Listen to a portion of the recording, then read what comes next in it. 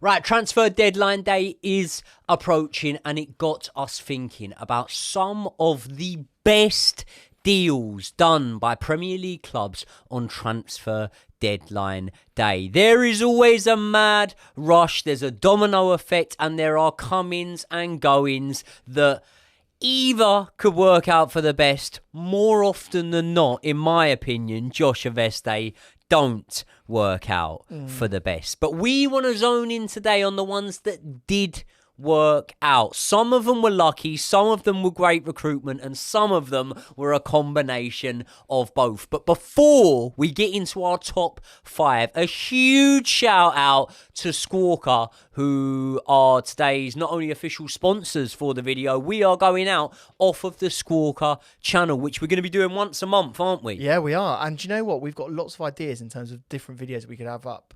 And we were thinking for the next one, little spoiler alert, we could do the best Premier League goals of all time. Now that's one you want to sounds stick tasty. around for. However, why don't you lot, while we're at it, let us know your thoughts for ideas you want to see us covered. I know on the Joey and Josh channel and the Joey Knight podcast, we're talking a lot of Chelsea. But one thing we love more than anything is Premier League nostalgia, isn't it? It is. And also just transfers, mate. So I'm glad we're talking about transfers on this, because I would say I've got an addiction more so than people standing outside football stadiums waving implements that they probably should be carrying near a football stadium in Sky Sports News interviews. I think it's okay on deadline day. I think. Oh, is that fine? Yeah. Oh, okay. Yeah. Well, I'll get mine out of the drawer then. And if anyone knows what we're talking about, that is actually what killed deadline It's day, called, isn't it? your one is called Kenneth.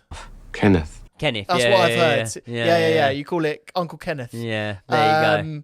It isn't emasculating if you call it Kenneth. No, there you go. Yeah, There you go. Should we talk about probably one of the best signings that has ever happened? But I think potentially a signing, Joey, that people might say that we're a little bit biased on. I don't think we are biased. I think most fan clubs would have wished they could have snatched this guy up in any given day of the transfer window. But to do it on deadline day, coming in at number 5 for us, we have Cole Palmer. He joined on August the 31st from Manchester City for a fee of £42.5 million. Now, the funny thing about this, right, is we went for Cole Palmer after missing out on Michael Olise. Michael Olise's now actually moved on. He signed a contract extension with Crystal Palace. He's moved on to Bayern Munich. Have you heard about his form recently? He's balling. Yeah. He's absolutely fucking brilliant. I would love to have him at Chelsea now. So would I have preferred to have had him over Cole Palmer? Absolutely Probably no not. way. Absolutely no way. And I remember my initial thing was like, you can look up videos, you can go back, check the receipts. I was like, do you know what? Cole Palmer's a signing, mate. I think Cole Palmer's a great little signing. However, was I a little bit gutted that the Olise deal hadn't come off? I was a little bit gutted. Yeah. But Cole Palmer, my friend, came in and he hit the ground running. As of right now, after the Man City game, 54 goal contributions in 56 games, just 52 of those being starts for Chelsea Football Club. Would anyone have ever seen this coming on that deadline day when we signed him? That stat is a fucking insane stat, by the way. No, I don't think they would. Look, he was a very good player for Man City, wasn't he? He had those sort of cameo performances where he'd come on and he'd absolutely tear it up. But the fact is, I think a lot of other fans were laughing at us for this transfer. It was, if you think about it, outside of what he's done now, it was quite a lot of money, wasn't it? For a young English player that hadn't really been proven in the Premier League at that level. And I know, I've seen it. I've seen loads of fan cams, people questioning whether he was up to Chelsea standards. And fucking hell, he has proven every single one of them wrong with his performances. Those stats, we're talking about best player in the league. Like, the fact is, he should have won player of the season last season, really, shouldn't he? Let's be honest. Let's be real. We know that was a bit of a rigged vote, really, if we're looking at it right now, with the goal contributions that he did. But what a signing. I think we're going to get a bit of stick, though, for putting him in. Is it a little bit too early in his career to say that it's one of the best transfer deadline day signings of all time right now? I don't think it is. But one thing that we are going to do is when we are about to unveil our best ever deadline day signing, we will give some honourable mentions. And you lot can tell us in the comment section below whether or not they should be in there ahead of Cole Palmer. Now, moving on to number 4. A man who played for 3 Premier League clubs, a man who made significant contributions at each of those Premier League clubs. And not only did he make contributions, he made controversy pretty much everywhere he went. It is the one and only, one of, in my opinion, by the way, the most unappreciated ballers in Premier League history. I'm going Carlos Tevez. I'm glad you said unappreciated, because I didn't appreciate him. He wouldn't have been anywhere near my list. Mainly because... Until what? I jogged your memory? No, not until you jogged my memory. Until he literally brought me into the podcast studio, twisted my arm and said, "You fucking going to put Carlos Tevez in your list or else." And that's what usually happens with us. I don't know why. It's very aggressive. Do you know you need what, to tell though? them Do you how know aggressive what, you though? are. Can we just say, like, Carlos Tevez, mate, like, you know when you go... Them players that are on the, do you call it the periphery, as in like the outskirts, of never getting into greatest Premier League 11s, yeah? So like, no. I'm not saying he deserves to be in there, because I understand there's players that will be there ahead of him, yeah? But if there was a greatest ever Premier League B team, that's where the likes of a Yaya Toure, of a Dennis Bergkamp, of a Carlos Tevez, of a there's so many players, because you've got your typicals, you've got like your Thierry Henry is always going to be in there. Ronaldo's probably always going to be in the A team there. We're talking about, not the B team. In the A team we're talking about. Mo Salah's always now going to be in there. John Terry's always going to be in there. I'm not sure about that one. John Terry's always going to be in there. Frank Lampard, Steven Gerrard, you got your A team, right? But in that B team, there's so many players that don't get the props that I truly do believe they deserve, and Carlos Tevez is one of them. Now, the signing we are talking about, and the reason I say about controversy around it, was not the move across town from Manchester United to Man City. That was not a deadline day signing. This one was when he came in with another player who went on to do all right for himself, didn't he? Did okay, yeah. Mascherano was the player. He didn't stay very long at West Ham. I think he stayed about 6 months in the end, ended up going over to Liverpool. This was a double signing, and so are you factoring the double signing into it, or are you just calling it Carlos Tevez as the main Carlos one? Tevez FC. Yeah, okay. So he gets signed for West Ham on deadline day. It was in 2006 with Mascherano, as we say. And this transfer is interesting. I'm glad you put it in, because it was fraudulent, Joey. It was a transfer that West Ham ended up getting punished for. They ended up getting a £5.5 million fine for it. No points deduction, which nowadays looks a bit weird. But basically, West Ham didn't own the full rights to Carlos Tevez. It was actually his agent who set up another company who ended up having 51% of his rights, which is against Premier League rules. And the Premier League decided, they didn't really want to punish West Ham. They didn't deserve to go down anyway. And so they didn't do anything. So talking about going down, Carlos Tevez comes in. Alan Pardew's the manager. Brilliant. Pardew's like, he takes the pictures outside with Mascherano. Do you remember that classic image? Yep. Right? Takes the photos. And he goes, this guy is going to not only save West Ham, he's going to save my managerial career at West Ham. Because quite frankly, it was hanging by a thread. Guess what happens? Carlos Tevez doesn't score during Pardew's reign. Pardew gets sacked. Kirbyshly comes in. They have a really good run of form. Tevez only ends up scoring 11 goal contributions for West Ham in his time there. But they were crucial goal contributions. And the main one being last game of the season against Manchester United. He scores a goal. But ends up then going to Manchester United. But West Ham stay in the Premier League. And is it worth it just for that? And was it Sheffield United that filed the lawsuit against them off of the back of it? Wouldn't be surprised if it was. Wouldn't be surprised. I think it was. So there was a lot of controversy there. But I do believe that although at the time we were sort of itching our heads at like, oh my God, how have they got these two Argentinian internationals through the door? At the same time, I don't think we realised what both men would go on to become, which was great players. Some would say elite players. Number 3. We have got a transfer that I love dearly. I don't think we can be accused of bias with this one, to be honest with you. He's the greatest left-back of all time, in my opinion. We have got Ashley Cole from Arsenal to Chelsea for, hold yourself, prepare yourself, £5 million and William Gallas. I would have literally driven William Gallas to Arsenal. That's how much we didn't like him. That is the deal. Did you rate him? Did you rate Gallas? Gallas, yeah, he's all right. Yeah, he's all right. Maybe it's what he did afterwards that sort of soured my reputation of him. Spurs, Arsenal. Yeah, he did a London tour. Yeah. When in Rome. what a Gallas player. was all right, but I tell you what, Ashley Cole, oh my God, like, because Gallas would play over there. Obviously, before that, we had Wayne Bridge, but Ashley Cole was the man that came in there and, like, put it this way. Around the time, the best player in world football, in my opinion, was Cristiano Ronaldo. Now, longevity ended up giving Lionel Messi the edge on that, and some would say more than the edge. Some would say cemented him. But at that moment in time, when he comes in, 2006, I believe around 2006, 2007, Ronaldo's balling out.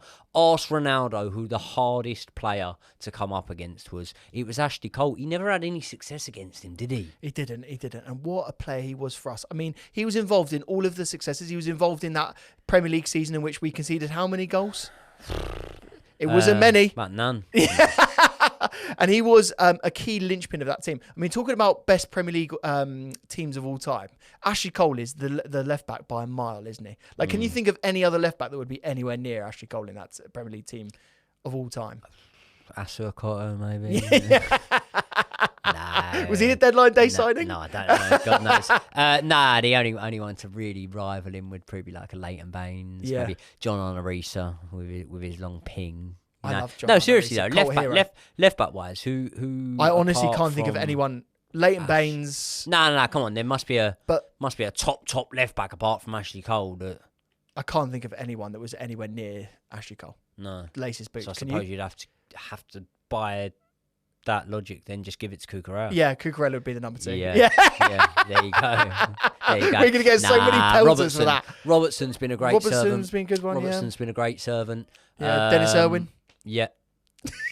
I can't even remember him. Retired do you know what? Patrice Evra was a fantastic player. I really liked him. I thought he was a good player. Yeah. Let's move on. Number 2. There was a deadline day move, right? And you mentioned the picture of Carlos Tevez and Javier Mascherano, and there was a similar picture, but this time, instead of being at West Ham's ground, it was at Anfield. And it was all about the taller man in the picture, the man that had been brought in as Liverpool's number 9, that was potentially going to fire them to glory. He had been absolutely ripping it up at Newcastle. It was Andy Carroll, wasn't it? Right? Yeah, what a signing. I mean, he deserves being number 2 in this list. No. And no, Andy Carroll, I think, was around £35 million they bought him in for. I think at the time it might have been some sort of record, 2011. However, the man also in the picture with Dalglish in the middle, I believe it was Luis Suarez. Now, I'll admit it, I didn't know much about Luis Suarez at that moment in time. Did you? No, but you should have, because he scored 111 goals in 159 games for Ajax. So it's a pretty decent record. I mean, similar record to Matthijs Kesman. And look how that one worked out. Yeah. Players from Ajax, players from the Netherlands usually do quite well. People will point out, just by the way, that Matthijs Kesman didn't play for Ajax. Well, who did he play for? Where did he get it from? He's PSV, same as I'm. PSV. Oh, PSV, sorry. There you go. Eindhoven. Sorry to all the Dutch fans out there. But he came from the Eredivisie. Yeah, there you go. Yeah, there you go. Yeah. Never test my knowledge on Kesman. Fucking well done. Yeah. But Luis Suarez, mate, I tell you what, when we were all looking at Andy Carroll, we didn't realise that this man is going to go on to be an absolute savage. I believe that there are still Norwich fans who wake up screaming during the night because of Luis Suarez, because every time he played him, he used to score about 6 or 7 goals against them, didn't he? So true. And some absolute screamers against him. Do you remember some of his goals, man? Do you remember that goal against Newcastle? I know. He's just like, he was a freak, wasn't he? Filth. He was filth. And there was a season when it was all the S's. It was SSS, wasn't it? It was Sturridge, it was Suarez, and it was Sterling.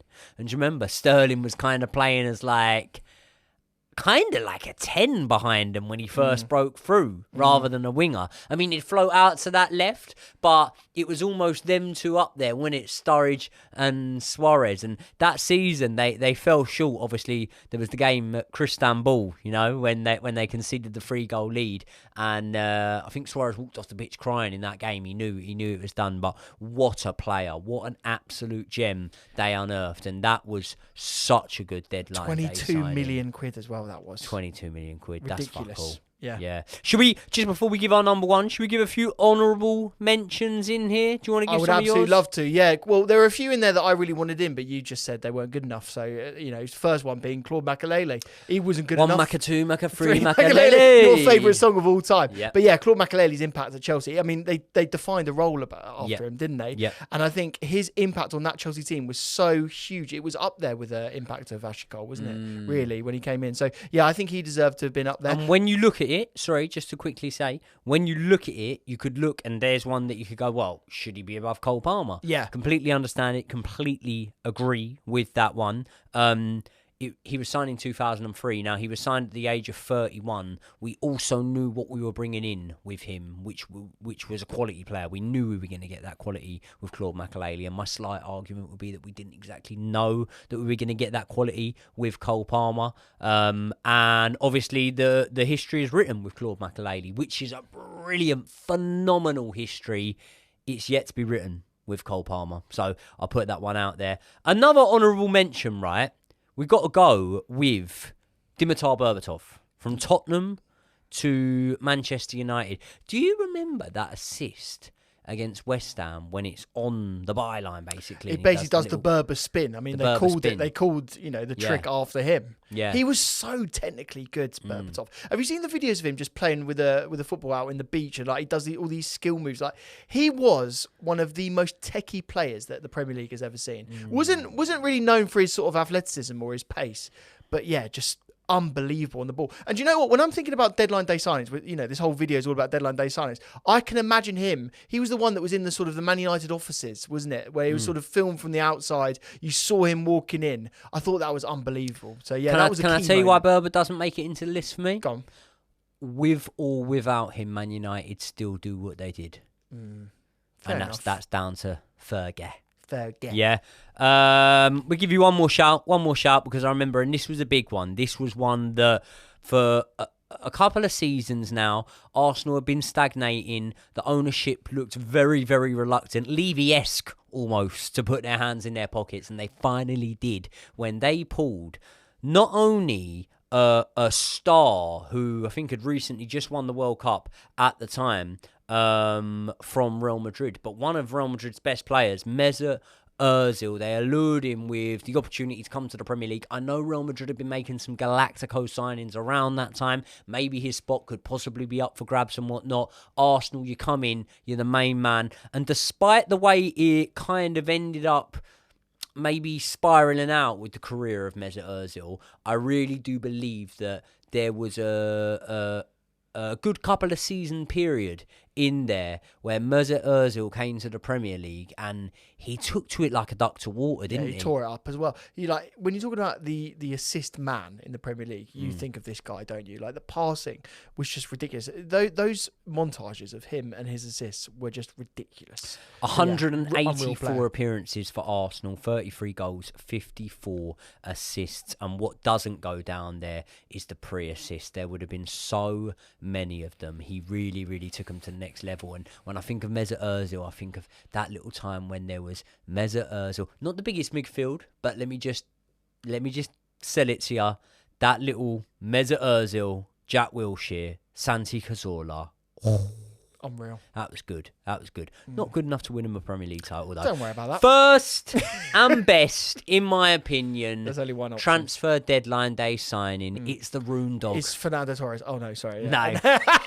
It's Wayne Rooney. It's Wayne Rooney from Everton to Man United as what, an 18, 19-year-old, I believe? 18. Do you remember his debut for Man United? Go on, tell me. Didn't come in the Premier League. Yeah. Came in the Champions League against Fenerbahce. They either won 6-3 or 6-2 or something like that. Just casually grabbed himself a hat-trick. A few games after that, I remember he's having a bit of an argument with, I believe, Mike Phelan at the time. It might not have been Mike Phelan, the referee, over why a free kick wasn't given and whatnot, or why he was booked. All of a sudden, mid-argument, he goes, hold on. Just 2 secs, sees the ball come over the top, just smashes it in on the volley against Newcastle. And then, despite a couple of times being linked away, once being linked with Chelsea, once being linked with Man City, eventually leaving to go back to Everton, during his service at Man United, was not only one of the best technically gifted players that our country has produced, was one that was able to stay just as important even when having to facilitate his position. You know, when the likes of Berbatov came in, Rooney found a way to adjust. When the likes of Robin van Persie came in, Rooney found a way to adjust. He was never replaced. Whenever a new player came in for big money that maybe played in the same position as Wayne Rooney not only adjusted to fit the system, he complemented them really well. And I'm of the belief that Wayne Rooney, unlike a lot of players in modern day football, could literally have played any position and been a top level Premier League player. I genuinely believe that. I believe that you could have played Wayne Rooney as a right back, as a central defensive midfielder, deep lying playmaker. I believe you could have played Wayne Rooney as. I honestly think he could have been anywhere.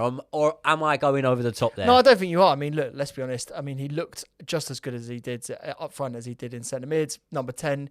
Like, he was just a beast. I mean, when he went over to MLS, he was playing in every position he fancied, really. Yeah. He was dropping deep. He ran the team, didn't he? 5 Premier League titles, 1 Champions League title, 1 FA Cup during his time at Manchester United. I mean, that says everything you need to know about his quality. The question that I'm going to ask you is, did he shin that overhead kick? And does that make it, therefore, worse? He does shin it. Is it better than Garnacho's? I do rate it more, mainly because it was against Man City. It's not so much the tech as it's the fact it's Rooney against Man City. The context. It's better than Garnacho's. Yeah. It's better than Garnacho's. Yeah. But argue amongst yourself with those ones. Anyway, deadline day is coming up, so let us know your favourite deadline day moves, and also this deadline day, who do you support and who do you want your club to bring in? Let us know in the comment section below. Make sure you subscribe to Squawka, because we are banging out lots of content on here, as well as all of the other creators working with Squawka at this moment in time. Thank you very much to Squawka for their continued support of my channel, the Joey Knight Podcast. We will see you all in the next one.